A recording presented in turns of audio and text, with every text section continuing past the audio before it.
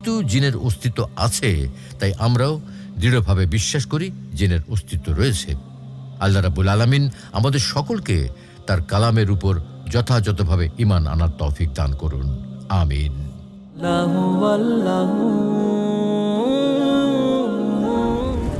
মহাবিশ্ব সৃষ্টির পূর্বে আল্লাহ কি করতেন?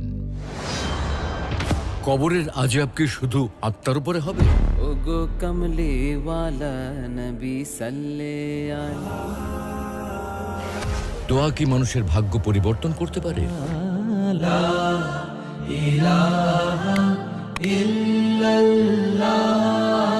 কোরআন ও হাদিসের আলোকে জীবন গড়ুন, ইসলাম অ্যান্ড লাইফের সাথেই থাকুন।